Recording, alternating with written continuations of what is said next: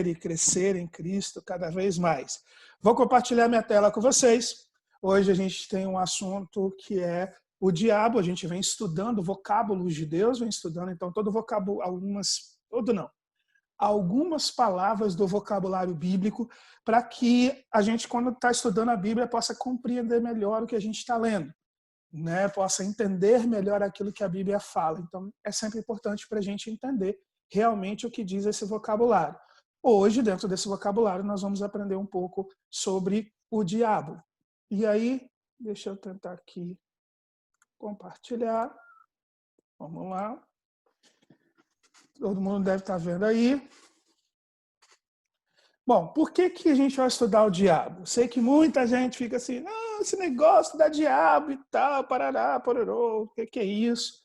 A gente precisa estudar o diabo, gente, porque o diabo está na Bíblia. E toda a Bíblia é a palavra de Deus, inteira é a palavra de Deus. E nós precisamos conhecer a Bíblia inteira. Ou você crê na Bíblia como um todo, ou você não crê na Bíblia. Qualquer parte da Escritura que você não crê, anula toda a Escritura.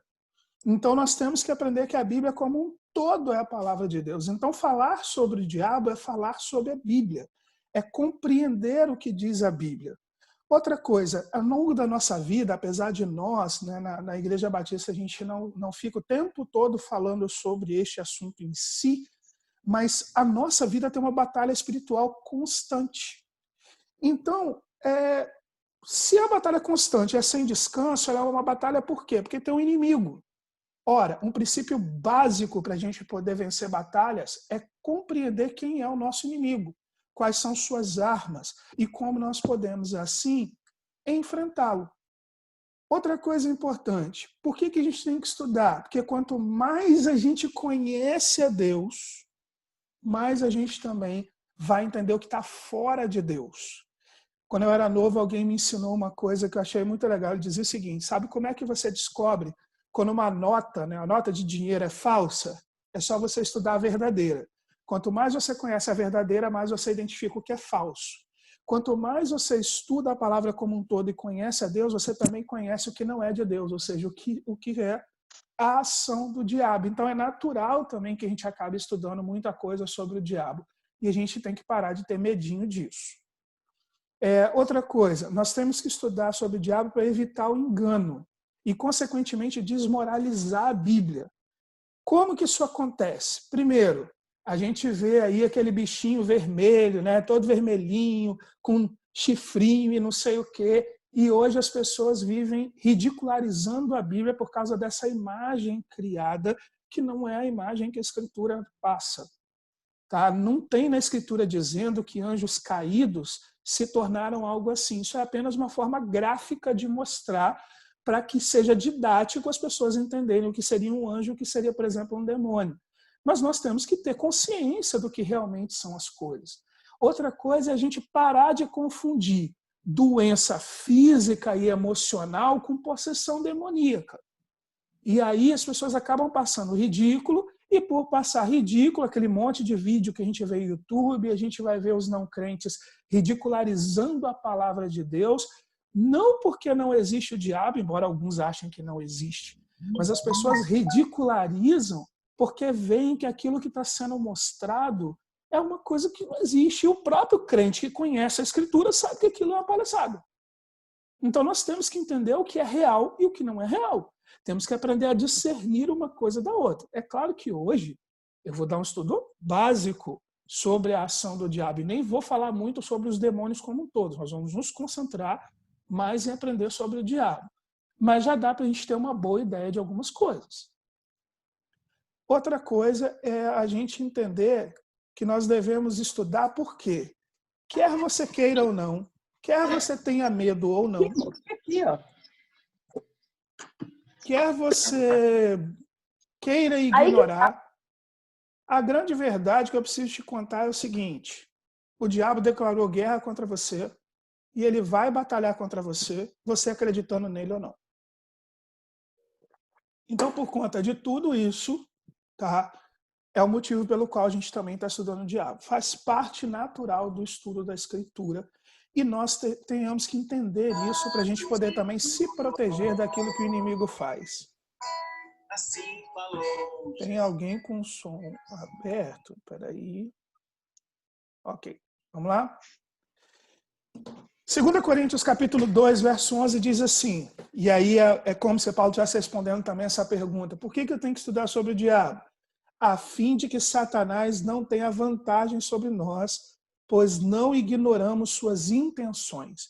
Então veja que o próprio apóstolo Paulo, é lógico que tem o texto anterior, tá? Eu só peguei o versículo 11, porque já dá para a gente entender, quando ele estava falando algumas coisas sobre erros da igreja de Corinto, ele fala que ele não ignorava o diabo.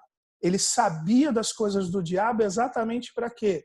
Para que o diabo não tivesse vantagem sobre eles. Então você não pode ignorar as intenções do diabo, não pode ignorar a ação do diabo, mas precisa entender verdadeiramente quem ele é e o que faz.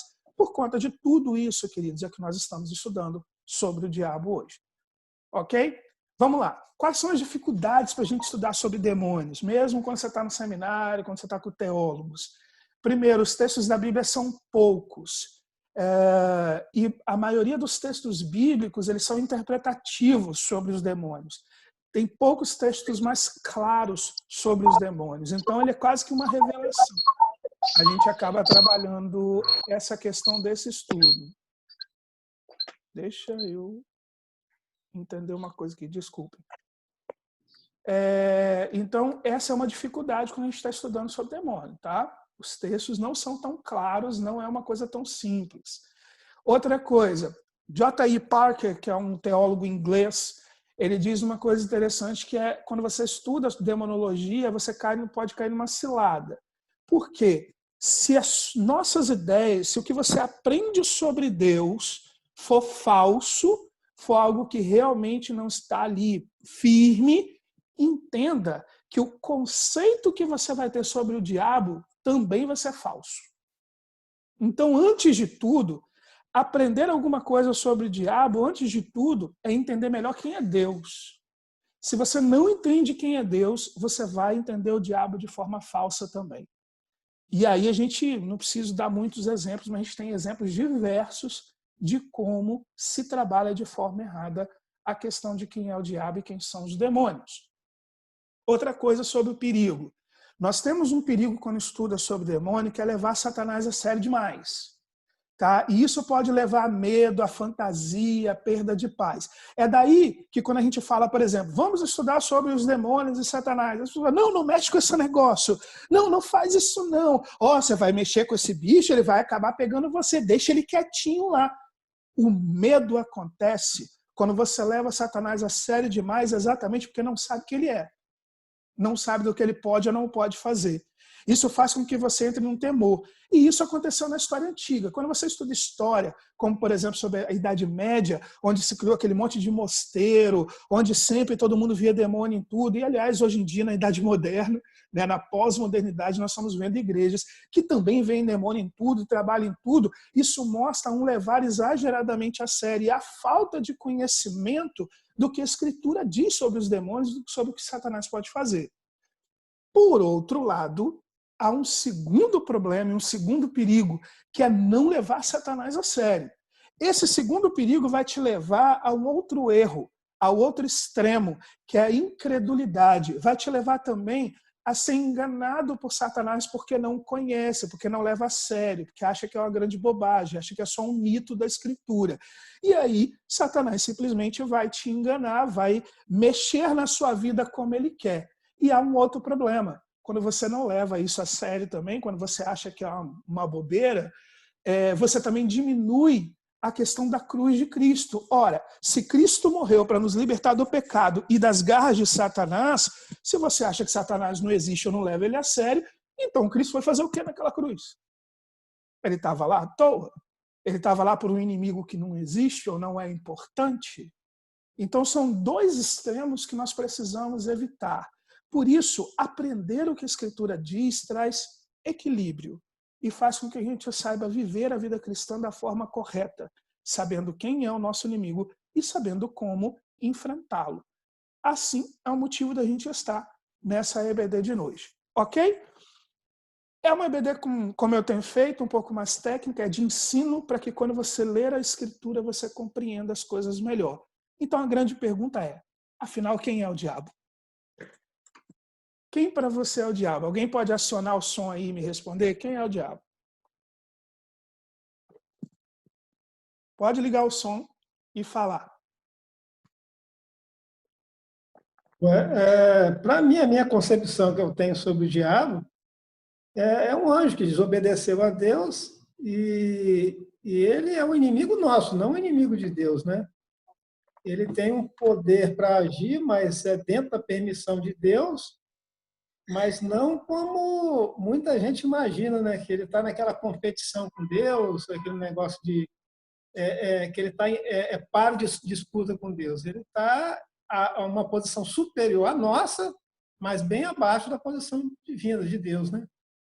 A concepção que eu tenho básica do diabo é essa. E aí, alguém mais? Quem é o diabo?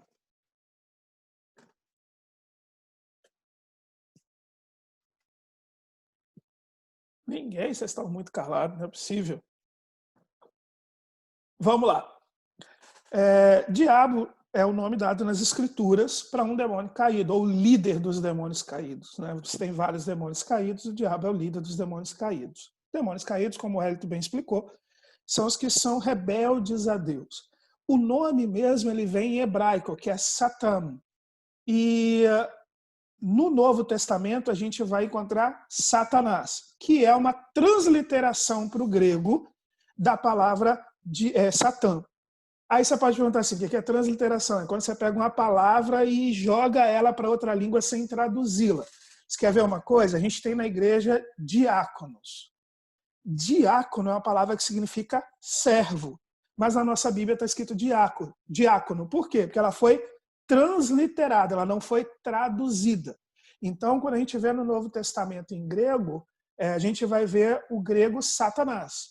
Tá? Diabo é o outro nome também dado a ele, em grego, que é diabolos, ou, para a gente aqui no português, diabo. Então, no hebraico é Satã, no grego é Satanás, ou diabo, são os nomes que a gente tem desse ser. E o que significa o nome dele? Satã, principalmente, vai ter aí adversário, enganador, diabo vai trazer a ideia de caluniador, e tem uma outra palavrinha que agora me falhou a memória, que também vai traduzir como acusador. As quatro traduções também nos ajudam a entender um pouco melhor de quem é o diabo. Ele é adversário, ele é enganador, ele é caluniador, ele é acusador, e isso é o que a Bíblia fala sobre ele. Então, o próprio nome dele já carrega muito do que nós vamos entender sobre quem ele é. Agora, tem outros nomes na Bíblia. Em Mateus 4:3, eu só separei alguns textos, tem mais textos, tá? Mas ele também é chamado de o tentador. Mateus 4:3, 1 Tessalonicenses 3:5. Ele é chamado de Beuzebu. Mateus 12, 24 a 27, Marcos 3, 22, ele é chamado de um inimigo, Mateus 13, 38, ele é chamado de um maligno, Mateus 13, 19 e 38, ele é chamado de Belial, 2 Coríntios 6, 15, ele é chamado de adversário, 1 Pedro 5, 8, ele é chamado de enganador, Apocalipse 12, 9, ele também é chamado e identificado como grande dragão, Apocalipse 12, 3, pai da mentira, João 8,44, assassino, João 8,44, pecador, ele é o primeiro, né, o pecador original. Adão e Eva cometeram o pecado original, mas o pecador original é Satanás, lembre-se disso, ele pecou antes de Adão e Eva, 1 João 3,8, e todos esses nomes, e mais alguns que eu poderia ter relacionado aqui para vocês, na verdade, é uma forma da Escritura nos transmitir o caráter de Satanás, a atividade de Satanás e fazer com que a gente entenda qual é a ação de Satanás no mundo. Por isso percebam que se eu fosse explicar mesmo, parar para explicar, demoraria muito mais tempo, porque nós teríamos que estudar texto a texto e ir mostrando as ações de Satanás em cada coisa. Hoje a gente vai fazer um grande resumo para compreender um pouco sobre ele. A pergunta é, o diabo é um demônio? A verdade, você não vai encontrar um texto bíblico que fale tão diretamente e especificamente ele como um demônio. e ao mesmo tempo você meio que encontra. Por que a gente pode dizer que o diabo também é um demônio? Wellington, me faz um favor, abre sua Bíblia em Mateus capítulo 12, lê para a gente o texto que vai de 22 a 32.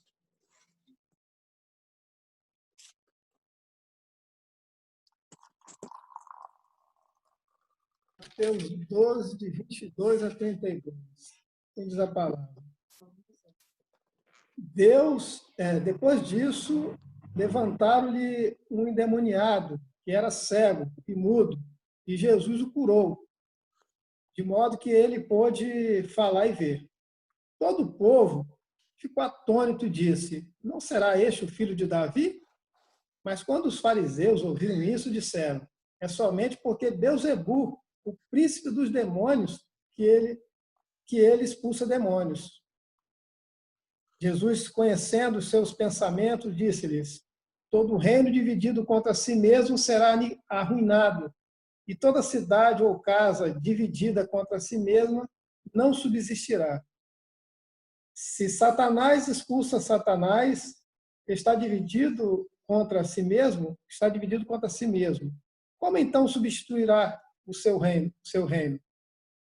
E se eu expulso demônios por Beelzebu, por quem os expulsa os filhos de vocês? Por isso, eles mesmos serão juízes sobre vocês. Mas se é pelo Espírito de Deus que eu expulso demônios, então chegou a vocês o reino de Deus. Ou como alguém pode entrar na casa do homem forte e levar dali seus bens sem antes amarrá-lo? Só então poderá roubar a casa dele. Aquele que não está comigo está contra mim. E aquele que comigo não ajunta, espalha. Por esse motivo eu lhes digo: todo pecado e blasfêmia serão perdoados aos homens, mas a blasfêmia contra o Espírito não será perdoada. Todo aquele que disser uma palavra contra o Filho do Homem será perdoado, mas quem falar contra o Espírito Santo não será perdoado, nem nesta era, nem na que há de vir. Esse texto mostra para a gente algumas coisas importantes. A primeira coisa importante é que ele identifica que sim, o diabo também é um demônio, e não apenas um demônio. Lembra que Beelzebu é um dos nomes do diabo? Então o diabo é o príncipe dos demônios, é o líder do tanto de demônio, ou seja, dos anjos caídos, e sempre lembrando que demônio nada mais é do que anjo caído, anjo rebelde. O diabo é o líder deles. Jesus, inclusive, aí lembra quando eu falei para vocês lá no início de alguns motivos pelo qual a gente está estudando sobre o diabo? Jesus diz assim, ora, se eu não estou expulsando e não é pelo diabo, então o reino de Deus chegou. Identificar que vem ou não vem do diabo, o que é o que não é do diabo, te ajuda a identificar quem verdadeiramente fala por Deus, quem verdadeiramente está em Deus. E faz com que você deixe de acreditar em alguns espetáculos que são feitos por aí para parecer que o demônio está agindo. Mas você começa a identificar aquilo que verdadeiramente vem de Deus e qual é a ação verdadeira de Deus. Para isso você precisa conhecer seu inimigo. Há uma outra coisa importante, que é Jesus colocar a questão da blasfêmia do Espírito Santo. Então, a gente saber quem é o diabo e olhar ele, saber que ele é o demônio e que o demônio está agindo, faz com que você saiba e não classifique algo feito por Deus como sendo do diabo. Você precisa saber separar as coisas. Então, alguns espetáculos falsos feitos em muitos locais e até mesmo em igrejas, você vai estar acreditando coisas do diabo ao Espírito Santo. Isso também é blasfemar contra o Espírito Santo. Assim como você pegar coisas do Espírito Santo e dizer que é do diabo, também é blasfemar contra o Espírito Santo. Então nós precisamos compreender o que é uma coisa e o que é outra. Estamos falando então de um anjo caído, de um demônio ou do líder dos demônios. E os textos que eu coloquei na tela para vocês identificam Satanás desta forma. Agora, de quem ele é inimigo? Satanás, gente, ele está completamente enganjado a se opor a Deus. Porém, nós temos que lembrar algo muito importante. Deus é Deus. Deus não tem inimigos. Não tem inimigo em que sentido? Não há nenhum ser em todo o universo que seja igual a Deus. A Bíblia diz, por exemplo, que nós temos inimizade, ou somos inimigos de Deus, mas isso é uma forma de expressão. Nós não teríamos capacidade de disputar contra Deus. Satanás também não. Então, quando se diz que Satanás é inimigo de Deus, você não pode entrar na ideia de que, por exemplo, você fala assim, mas no final, pastor, lá em Apocalipse vai ter a batalha final, Satanás contra Jesus. Pega a sua Bíblia e leia o texto corretamente e você vai ver que o nome batalha nem é o nome correto a se dar, porque não tem batalha, se descreve uma vitória.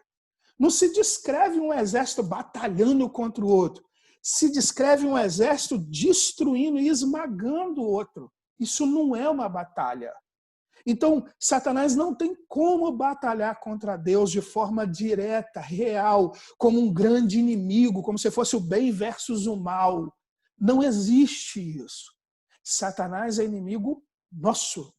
Ele age contra nós. Como ele não pode batalhar contra Deus, como ele não pode fazer mal a Deus, o que Satanás faz? Ele ataca a imagem e semelhança de Deus. Quem é a imagem e semelhança de Deus? Nós que fomos criados à imagem e semelhança de Deus. Então, quando Satanás pega alguém, por que ele humilha? Por que nós vemos as pessoas caídas por droga, por bebida, pessoas que não conseguem se refrear no sexo, pessoas que assassinam, que maltratam? Por que a gente vê o mundo sem Jesus cada vez pior? Por que você vê uma pessoa que às vezes está na igreja e quando ela começa a pecar, parece que ela não tem mais controle, ela simplesmente vai só piorando, piorando, piorando, piorando? Porque é o jeito que Satanás tem de tentar desfigurar o que é a imagem e semelhança de Deus. Porque ele não pode fazer nada contra Deus. Então, naturalmente, quando ele pega o homem, quando ele pega o ser humano, homem e mulher, ele faz o máximo para te destruir, o máximo para te humilhar, porque é um jeito dele tentar, de alguma forma, se opor a Deus e tentar humilhar a imagem e semelhança de Deus. Mas, se você aprendeu, como muita gente aprendeu, que Satanás é o grande inimigo de Deus, que há uma grande batalha Deus versus Satanás, tira isso da sua cabeça. Isso não existe. Deus é soberano. Ele domina sobre todas as coisas. Ele está acima de todas as coisas.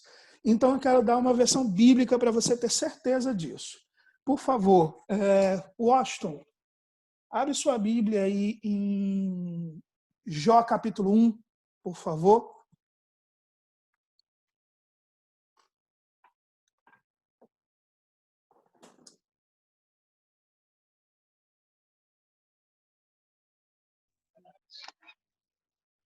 Está aberto, pastor? Isso, lê aí para a gente o verso 12. Capítulo 1, verso 12. O Senhor disse a Satanás: Pois bem, tudo o que ele possui está nas suas mãos, apenas não toque nele. Então Satanás saiu da presença do Senhor. Agora vai para o capítulo 2, vê o verso 6. 2, verso 6. O Senhor disse a Satanás: Pois bem, ele está nas suas mãos, apenas poupe a vida dele. O que esses dois versos mostram para a gente? Que Satanás só pode ir à vida de Jó dentro dos limites que Deus colocou. Então pensa comigo. Se Satanás fosse o inimigo de Deus, né, uma batalha, um versus o outro, como é que ele é obrigado a respeitar? Aliás, ele pediu autorização a Deus para poder tocar em Jó. E Deus deu autorização, colocou limite e ele seguiu à risca os limites de Deus. Você acha que um ser que pudesse verdadeiramente ir contra Deus faria isso? Não. Satanás, no final das contas, também acaba sendo uma ferramenta de Deus, porque ele obedece os limites de Deus, ele está dentro do propósito de Deus, que nós não conhecemos, não sabemos o porquê, mas sabemos que ele também faz parte de tudo que Deus controla. Eu vi que a Willy e a Júlia estão aí. Willy e Júlia, leiam para mim 1 João 5,18. Leiam para a gente, por favor.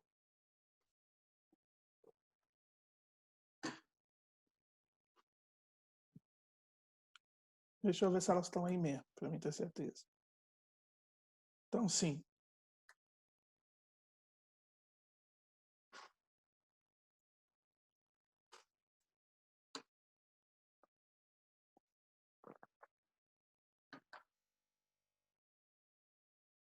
Qual capítulo, pastor? 1 João 5, 18.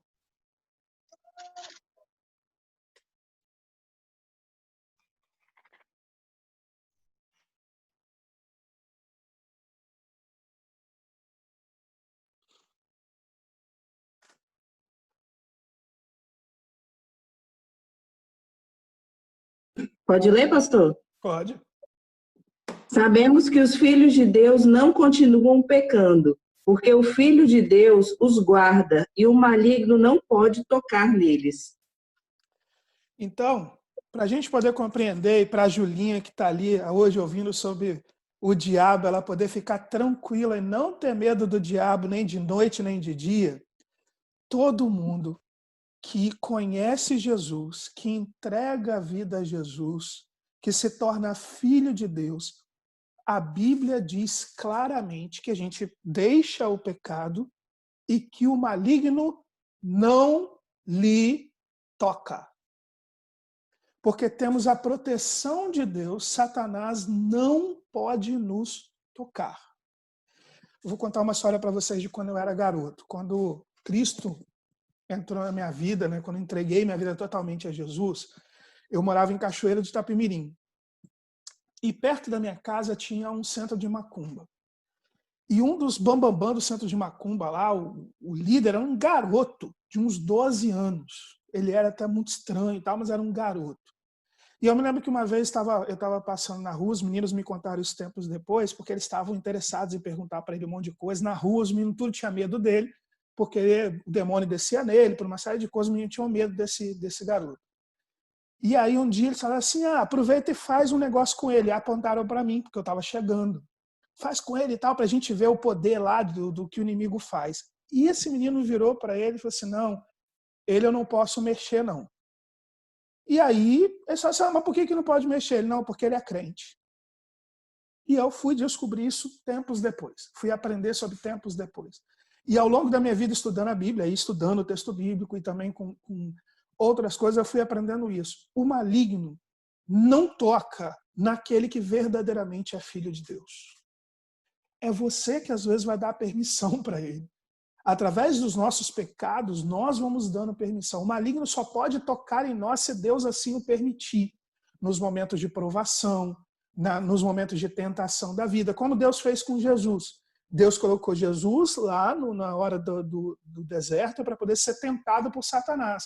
Mas o maligno não tem permissão de ir além daquilo que Deus permitir para nós. E até o final do estudo você vai entender por que Deus faz isso. Mas é importante você entender que Satanás não tem liberdade de tocar. Isso também mostra para nós uma coisa. E aí, para vocês gravarem, escrevem. Um crente verdadeiro nunca é possesso por demônio. Demônio não pode ter possessão de um crente verdadeiro. Demônio só pode possuir quem não é crente. Entendam isso.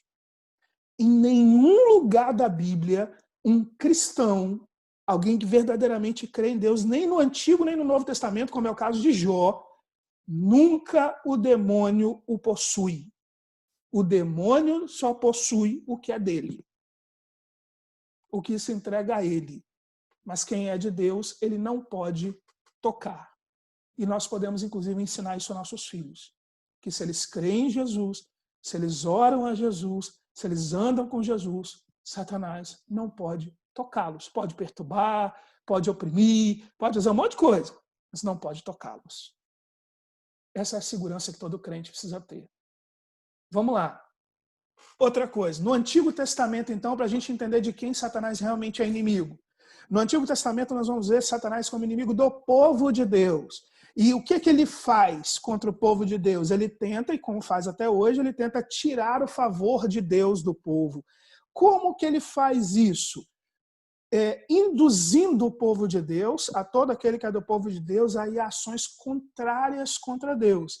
Lembra que Gálatas diz que tudo que o homem planta, isso ele vai colher. Satanás, então, te induz à desobediência, como em Gênesis 3, o pecado original de Adão e Eva, induz à desobediência para que você tenha as consequências da desobediência. Ele te induz à presunção, à soberba. A Bíblia diz o que é sobre soberba? A soberba, né, o orgulho precede a ruína. Então ele te induz ao orgulho, porque o processo natural do orgulho é que você seja detonado, destruído. Ele induz o povo à blasfêmia, ao desespero, como ele tentou fazer com Jó. Tentou fazer Jó ficar desesperado para blasfemar contra Deus.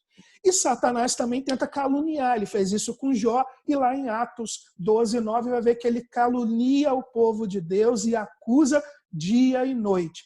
São algumas das ações que principalmente o Antigo Testamento mostram que Satanás fazia contra o povo de Deus. Eu não vou ler todos os textos não, tá aí, vai estar gravado também, se tudo funcionar da gravação, depois vocês vão receber também a gravação e podem reassistir e ler cada texto bíblico. Mas assim a gente aprende algumas das ações do inimigo. No Novo Testamento, a gente também aprende o seguinte, Satanás, ele tenta manipular eventos físicos, ele tenta fazer. Eu vou pegar esse texto para ler, para ficar um pouquinho mais claro. Vamos lá, 2 Tessalonicenses. Hoje eu estou com uma das Bíblias perto de mim para ficar mais fácil. Liga não, Bíblia nova. 2 Tessalonicenses 2:9. O texto diz para a gente, esse homem virá para realizar o trabalho de Satanás com poder, sinais e falsas maravilhas.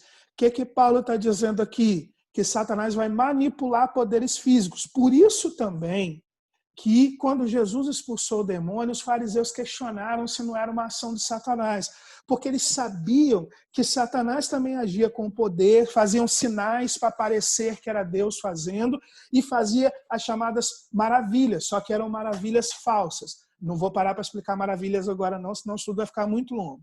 Mas vamos lá. Satanás também cria situações que parecem o poder de Deus. Parecem.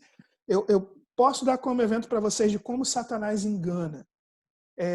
Na nossa igreja, por exemplo, nós já recebemos várias pessoas. Eu já tive a oportunidade de fora, em outras igrejas, estar participando disso com outros pastores e tal.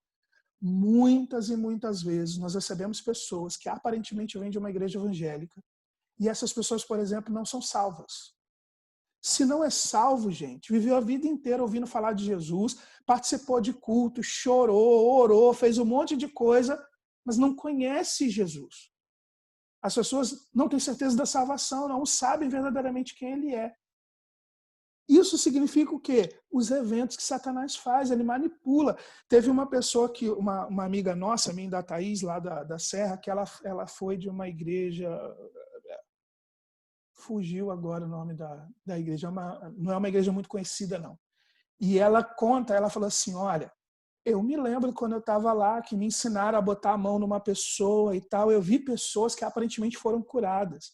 Então, quando ela finalmente entendeu quem é Deus, ela conseguiu perceber que ela viveu aquilo e que aquilo era falso. Ela falou assim, não, hoje eu sei que eu conheço Jesus, mas antes eu estava num local que aparentemente eu estava fazendo curas e eu achava que conhecia Jesus. Aí nós vamos em Mateus 7, nós vamos ver o quê? Jesus dizendo que pessoas vão dizer assim, em teu nome nós expulsamos demônios, nós curamos pessoas, nós fizemos não sei o quê. E ele diz que ele vai virar para a pessoa e vai dizer o quê? Na verdade, não vos conheço. Por que isso acontece? Porque Satanás também manipula eventos. Outra coisa que o Novo Testamento mostra para a gente, que Satanás ele sugere pensamentos errados à nossa mente. Mateus, capítulo 4, verso 3. Vamos lá. Mateus 4, 3, a Bíblia diz assim, o tentador veio e lhe disse, se você é o Filho de Deus, ordene estas pedras se transformem em pães. Percebe? Satanás sugerindo a Jesus pensamentos que eram contrários à palavra de Deus na tentação. Se ele fez com Jesus, ele faz comigo e faz com você. Ele sugere pensamentos errados. Quando uma pessoa vai ao suicídio, ela está em desespero. Satanás a oprimiu para deixar ela em desespero. Até que ele sugere que para acabar com a dor, é melhor ela se matar. São só alguns exemplos para que vocês compreendam que Satanás está sempre sugerindo coisa à nossa mente. Satanás não conhece nossa mente. Onisciência, que é conhecer pensamentos, é um atributo só de Deus. Mas Satanás te acompanha. E por te acompanhar e te conhecendo ao longo da vida, eu vou explicar o que eu chamo de conhecer ao longo da vida. O Austin, sei que a Catiane estão casados há quanto tempo mesmo?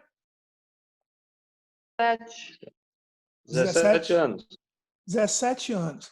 Catiane, quando o Austin chega da Simonete, antes dele falar, se você bater o olho nele, você sabe mais ou menos se ele está bem ou está mal, não sabe? Sei. Não precisa falar. Então, Satanás, às vezes, parece que ele conhece os nossos pensamentos. Por quê? Porque ele te conhece desde que você nasceu. Ele te acompanha, ele tem os demônios ali o tempo todo. Então, ele percebe, então ele te sugere, ele percebe quando você está suscetível. Lembra do que diz a Bíblia?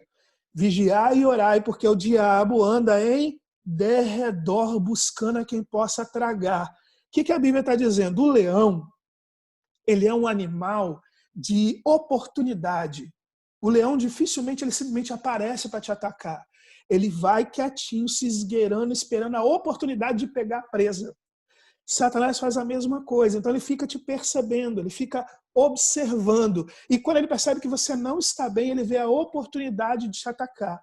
Ele vai fazer isso com sugestões no pensamento, ele vai fazer isso usando pessoas. A gente vai daqui a pouco falar um pouco mais das armas de Satanás, mas vocês vão ver que ele faz isso em volta da gente, aproveitando oportunidades de nos fazer cair. Satanás também consegue infligir algumas enfermidades e até mesmo infligir morte. Dúvidas até aqui? Estamos tranquilos? Então vamos lá. Outra coisa que Satanás faz, eu botei na tela, Efésios 2, de 1 a 2, é que ele tenta prender as pessoas na incredulidade. É claro que Satanás faz isso principalmente com aqueles que não conhecem a Cristo ainda. Uma vez que você conhece a Cristo, você saiu da incredulidade. Efésios 2, 1 e 2 diz pra gente, vocês estavam mortos em suas transgressões e pecados, nos quais costumavam viver quando seguiam a presente ordem deste mundo e o príncipe do poder do ar, que é outra forma de chamar Satanás, príncipe do poder do ar. O espírito que agora está atuando nos que vivem na desobediência. Então, qual é o grande trabalho? Você sabe por quê, seu Dinho? Quando você tenta falar de Jesus para alguém, a pessoa tem dificuldade de compreender, porque Satanás, o príncipe do ar, ele atua nos que estão na desobediência, tentando mantê-los incrédulos. Então, nós batalhamos para libertar as pessoas, porque um dia fomos libertados, e Satanás trabalha para manter as pessoas cativas ao pecado, cativas a ele. Esta é a principal guerra espiritual. Porque uma vez que uma pessoa é salva, ela vai ter as batalhas espirituais contra Satanás, mas, cara, nós estamos salvos, vamos para o céu de qualquer forma. Aqui está a batalha mais difícil, que é libertar quem está cativo de Satanás e indo para o inferno, para que possa agora passar da morte para a vida. Então, a principal atuação de Satanás é manter as pessoas que estão no mundo para levá-los para o inferno. E a nossa batalha, que não é contra carne e sangue, nossa batalha é levar essas pessoas a poder ir para o céu. Por isso a Bíblia diz, sua batalha não é contra carne e sangue, mas contra espíritos e potestades. Nós batalhamos contra Satanás para libertar aqueles que estão cativos.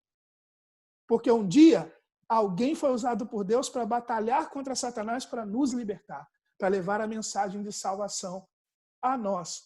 Então somos inimigos de Satanás. Por isso que todo crente, verdadeiramente crente, que ora, que busca a Deus, que está cada vez mais cheio de Deus, Satanás batalha contra a sua vida, porque você é um perigo para ele.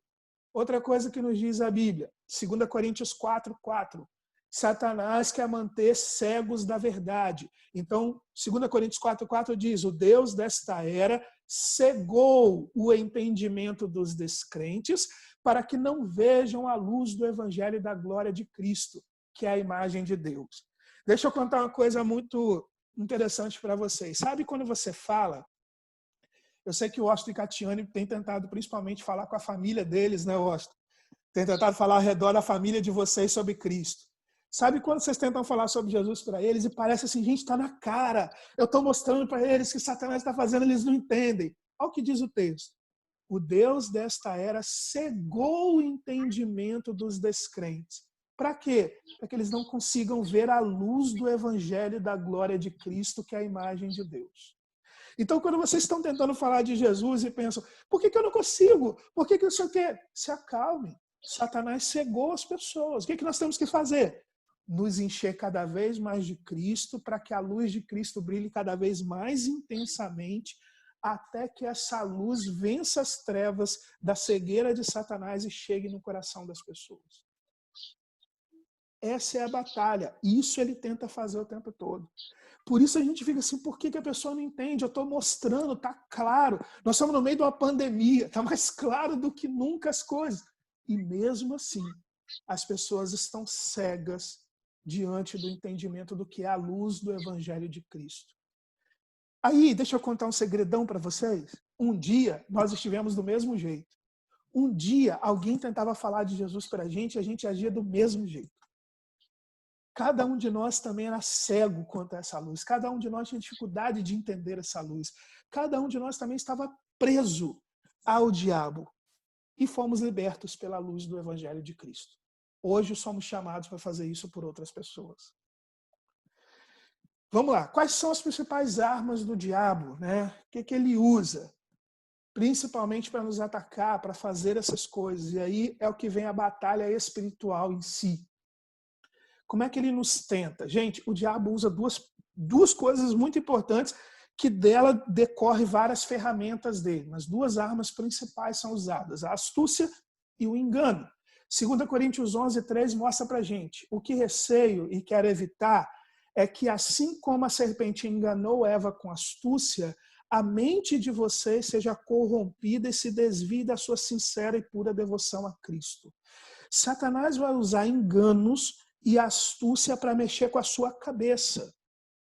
Assim como ele fez com Eva. Ele enganou Eva com astúcia.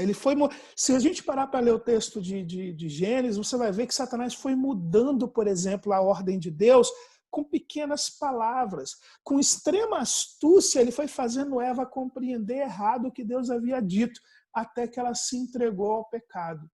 Ele faz a mesma coisa conosco hoje, com a astúcia e com o engano. O que ele tenta é corromper a nossa mente, de forma que a gente se desvie. Às vezes uma pessoa é desviada, a gente fala que é sinceramente enganado. Se desvia da verdade pela astúcia de Satanás e acha que está fazendo o que é correto. Acha que está fazendo o que Deus mandou. Se vocês observarem, vocês vão ver que pessoas que muitas vezes se desviam do evangelho e fazem coisas erradas, afirmam categoricamente que estão fazendo o que Deus mandou. E eu tenho certeza que a maioria de vocês já ouviu isso. Pessoas que dividiram igreja, pessoas que caíram em pecado, pessoas que procuraram falsas coisas, sempre dizem que não é o Espírito que está me conduzindo. Porque Satanás vai fazendo isso conosco. E pode fazer comigo e com você. Outra coisa, Satanás também finge ser obreiro de Deus. Por quê? Porque uma coisa que Satanás precisa é que você seja um analfabeto bíblico. Quanto menos de Bíblia você sabe, mais fácil você é enganado. Então Satanás também entra no meio das igrejas. E aí Paulo diz pra gente, pois tais homens são falsos apóstolos, falsos obreiros, enganosos, fingindo-se apóstolos de Cristo. Mas isso não é de se admirar, pois o próprio Satanás se disfarça de anjo de luz. Portanto, não é surpresa que os servos dele finjam que são servos da justiça, e o fim deles será o que as suas ações merecem. Então o texto está dizendo diretamente que dentro da igreja tem servo de Satanás se fingindo de servo da justiça. E eles ocupam lugares de liderança. Alguns se tornam pastores, apóstolos e assim por diante. É o que nos diz a Escritura. Então Satanás usa também o próprio cargo na igreja, o próprio engano dentro da igreja para nos levar a fazer o que ele quer. Outra coisa, Satanás às vezes usa desejos e necessidades que parecem inocentes contra nós. Por exemplo, no caso de Eva, Gênesis 3:6, ela desejou o fruto de uma árvore. Aparentemente, se você parar para pensar, é uma coisa inocente. Ela só queria comer um fruto. Só que Satanás usou esse desejo aparentemente inocente e fez com que Eva não percebesse que, na verdade, o problema não estava em comer o fruto, estava em desobedecer à ordem de Deus. Lucas capítulo 4, 2 e 3 é quando Jesus está no deserto e Satanás também diz, olha só, por que você não transforma essa pedra em pão? Olha, a fome que Jesus sentiu era algo inocente, é fome. Ele estava num corpo humano, o corpo humano sente fome. Mas Satanás usou algo que parece ser simples, que é inocente, para fazer com que ele haja de uma forma errada para poder fazer. Lembra daquela frase que é do livro O Príncipe?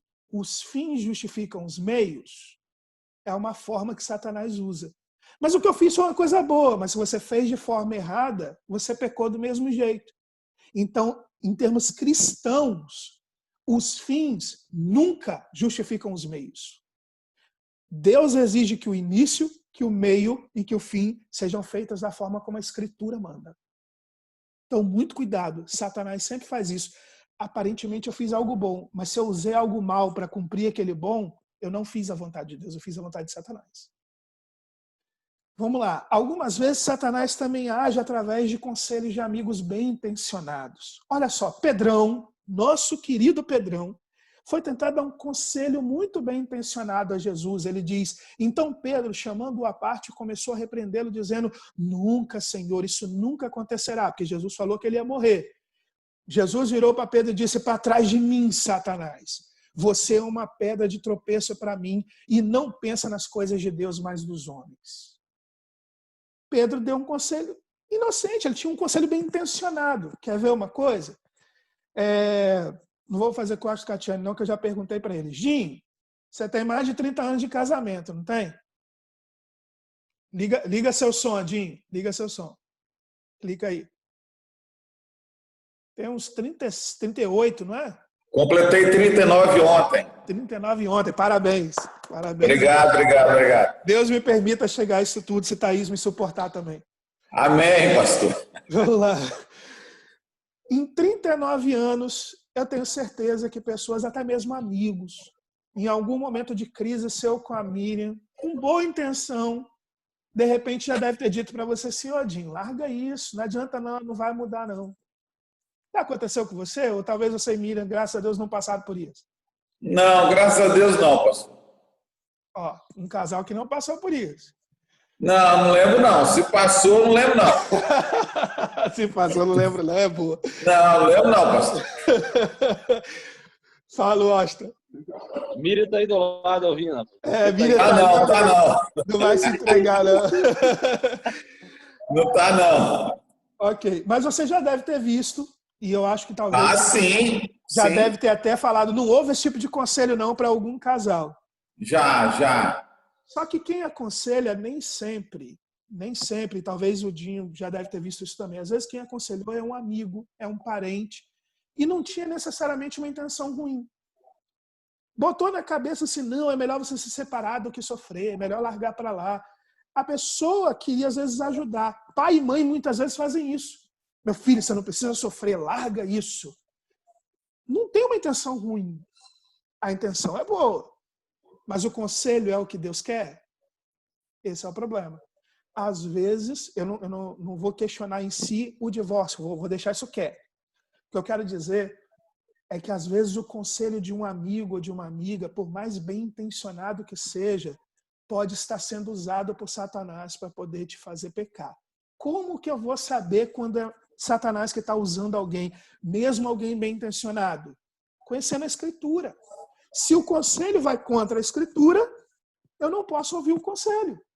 É o que Jesus fez com Pedro. Como o conselho de Pedro ia contra o plano de Deus, Jesus olhou e falou assim, para trás de mim, Satanás, sai fora, você é pedra de tropeço. A Escritura define para a gente. Você não precisa ficar bravo com o seu amigo ou com a sua amiga. Às vezes a intenção foi boa. Às vezes ele nem sabe que o que ele está fazendo é uma coisa que Satanás está usando. O que você precisa é ter conhecimento da Escritura para saber quais conselhos ouvir e quais conselhos não ouvir. Então não briguem com todo mundo só porque deu um conselho errado. E o que mais que eu separei aqui? Tá. Algumas vezes ele age também através de servos dele que estão dentro da igreja. Jesus diz que o Filho do Homem, ou seja, o próprio Jesus, ele semeia a boa semente, mas que Satanás semeia o joio. E no meio do trigo tem joio. Ok? Assim como tem lobo em pele de ovelha. É isso que Jesus está trazendo para a gente e nós precisamos tomar esse cuidado. Lá em 1 Coríntios 5, versos de 1 a 13, eu não vou ler o texto não. Mas se vocês pararem para ler depois, e eu aconselho a ler depois, vocês vão ver que Paulo está dizendo, ao contrário do que as pessoas dizem que a gente não tem que ter amizade com o pessoal do mundo, Paulo fala assim, não, eu não estou dizendo para vocês deixarem de ter amizade com o pessoal do mundo. Você tem que tomar cuidado com quem se diz irmão, mas na verdade se desvia da verdade de Deus, faz as coisas que o diabo quer. Esses são verdadeiramente perigosos. E esses é que a gente tem que tomar cuidado. Esses são os servos de Satanás que estão dentro da igreja também. Estão dentro da organização igreja. Não da igreja no seu sentido teológico, que são os remidos pelo sangue de Jesus. Estão dentro da igreja no seu sentido organizacional. São membros de uma organização chamada igreja. Ok? Indo já para o final, quais são então as nossas armas contra o inimigo? Como é que a gente batalha contra o diabo? Como é que nós podemos vencer essa batalha de cada dia contra o diabo? Vamos lá.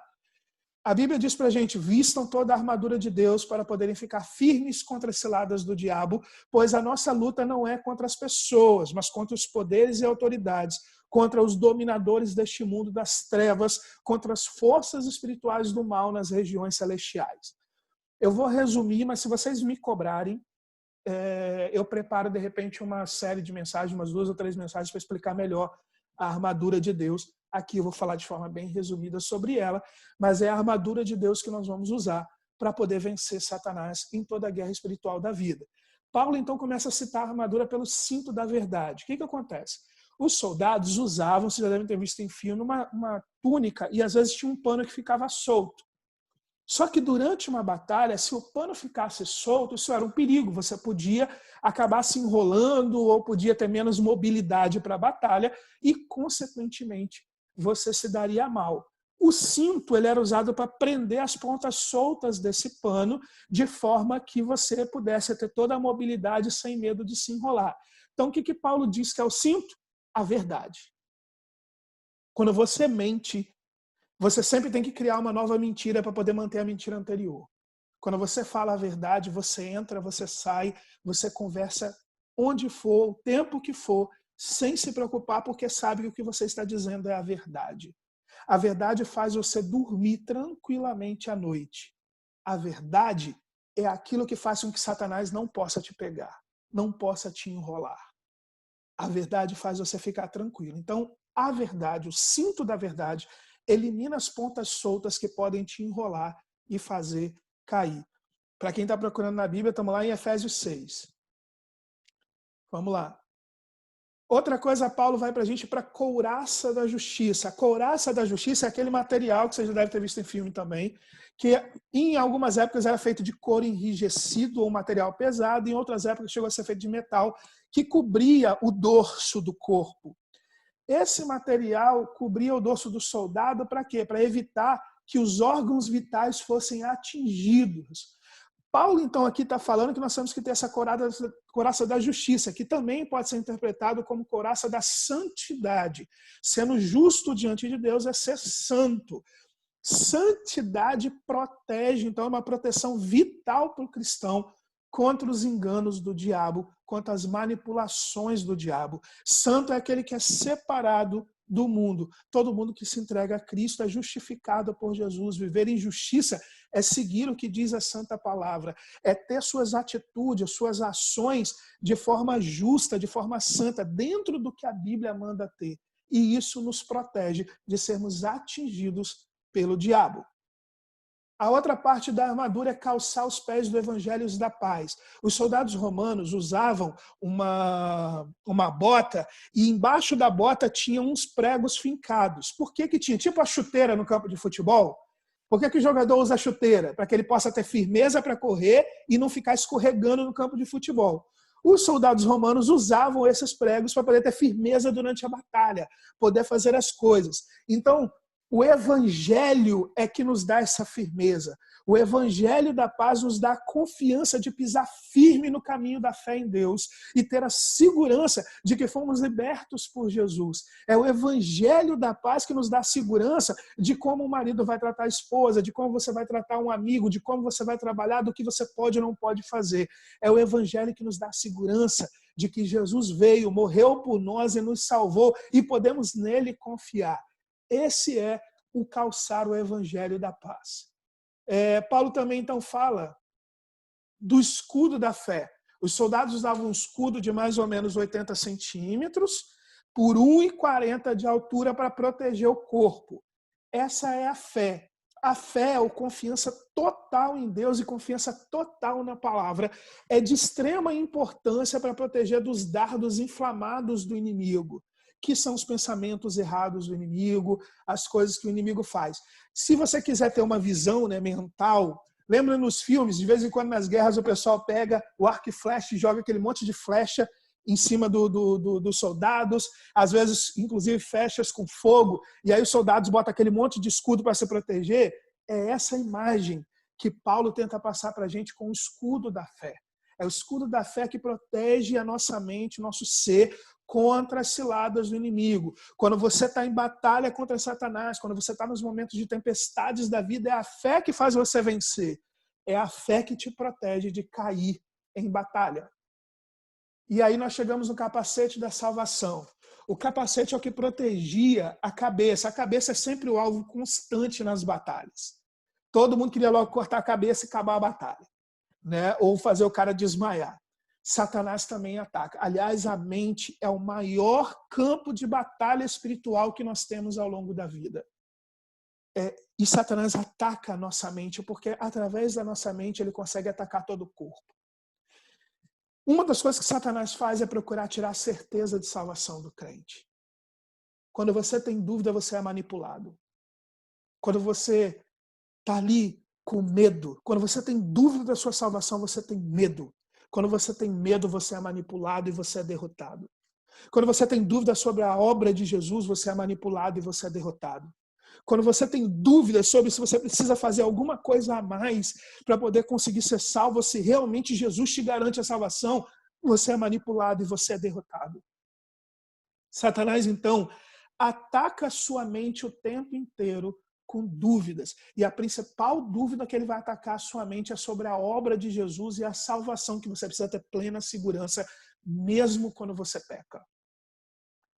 Tudo isso Paulo traz para a gente na armadura. E de forma bem resumida, eu estou falando para vocês para ficar mais claro. Então, fechando, falando um pouco mais sobre essa batalha. Vamos pegar o exemplo de Jesus. Como que Jesus venceu Satanás? Lucas capítulo 4 mostra que ele venceu através da palavra. A Bíblia. É aqui a Bíblia que você tem tudo o que precisa para poder vencer o diabo. Não importa o quanto ele vá contra você, é na Bíblia. Por isso que o diabo, inclusive, coloca servos dele, se desfaz de anjos de luz e coloca servos dele para deturpar a Bíblia, para ensinar errado a Bíblia. Por quê? Porque se você souber a Bíblia de verdade e for uma pessoa de oração, ele não consegue fazer as coisas. Eu já li para vocês que o maligno não nos toca. Então ele tem que manipular a Escritura para fazer você cair. Outra coisa, a Bíblia manda a gente ficar firme. Tiago, capítulo 4, verso 7, diz: resistir ao diabo e ele fugirá de vós. A Bíblia nunca manda a gente fugir do diabo. Então, se você pensar na armadura, a armadura não tem escudo nas costas. A armadura não tem uma proteção especial nas costas. Por quê? Porque em nenhum momento a Escritura manda você fugir do diabo. Ela diz para você ficar em posição, você ficar firme. E ele vai tentar, até que ele vai desistir e vai embora. Ele foge de nós quando nós estamos firmes contra ele. Onde que nós temos que estar firmes? Na rocha da nossa vida, que é a palavra de Deus, no fundamento, que é Cristo Jesus. Se estamos com a armadura de Deus e estamos firmados no campo de batalha em Cristo Jesus, Satanás é obrigado a recuar diante de nós e ir embora. E aí, uma coisa que ajuda é você lembrar que Deus tem o domínio sobre todas as coisas. E ele invalida qualquer coisa que Satanás possa tentar fazer. 1 Coríntios 10, 13 diz para a gente que Deus não permite que nós tenhamos uma tentação maior do que aquilo que a gente pode suportar. Então Deus está sobre o controle. E se você entende que Deus está sob o controle, isso também traz tranquilidade. Eu vou pedir uma ajuda. Dinho, abre sua Bíblia, por favor, em 1 Pedro capítulo 5 e liga seu microfone, Dinho. 1 Pedro capítulo 5.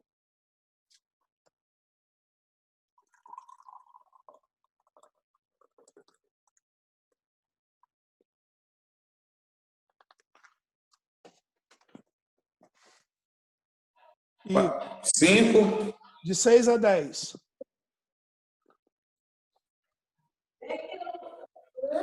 5, 6 a 10. Diz assim: semelhantemente, vós, mancebos, sede sujeitos aos anciãos, e sede todos sujeitos uns aos outros, e revestivos da humildade, porque Deus resiste aos soberbos, mas dá graça aos humildes. De 6 a 10. Opa, desculpa aí. Humilhai-vos, pois, debaixo da potente mão de Deus, para que no seu tempo vos exalte, lançando sobre ele toda a vossa ansiedade, porque ele tem cuidado de vós. E sede sóbrios, vigiai, porque o diabo, vosso adversário, anda em derredor, bramando como leão, buscando a quem possa tragar, ao qual resistir, firmes na fé, sabendo que as mesmas aflições se cumprem entre os vossos irmãos no mundo. E o Deus de toda a graça, que em Cristo Jesus vos chamou à sua eterna glória, depois de haverdes padecido um pouco, ele mesmo vos aperfeiçoará, confirmará, fortificará e fortalecerá. Glória a Deus. Amém. Sabe o que esse texto diz para a gente, queridos? Que não importa o quanto Satanás batalhe contra a gente, não importa o quanto ele tente fazer coisas contra nós, no fim das contas, se permanecermos humildes diante de Deus, se confiarmos em Deus, se crescermos em Deus, se conhecemos mais a Deus, se buscamos mais em Deus, até a ação de Satanás é usada para quê? O texto diz, nós vamos sofrer por um pouco tempo, mas isso vai nos fortalecer, nos crescer diante de Deus. Tudo está sob controle de Deus. Você não precisa ter medo do diabo, não precisa ficar, ai meu Deus, o diabo, isso, aquilo. Não precisa disso. Também não vai ficar de bobeira, porque o texto diz, tome cuidado, ele está em derredor buscando quem possa tragar. Mas como é que eu venço? Me fortalecendo em Deus.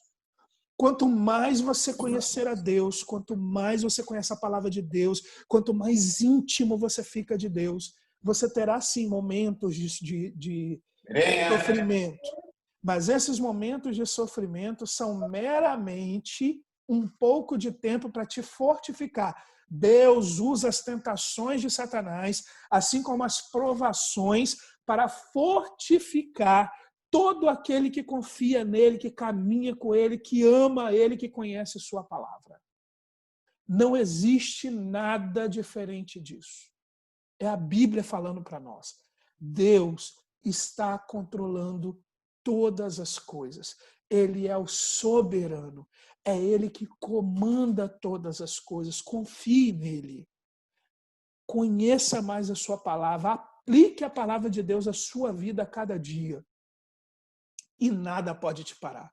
Satanás não pode te vencer. Porque a vitória é garantida pelo próprio Deus, que controla tudo isso. E aí eu quero terminar. Rogério, você está aí? Fala oi para mim. Oi. Vou terminar dando o texto para o meu calvinista preferido. Rogério, primeiro, Pedro, capítulo 5, versos de 9 a 11. Lê pra gente. Ou releia, né? A gente, não. Dinho parou no 10, mas pode ler do 9 até o 11, porque faltou um pedaço do 11.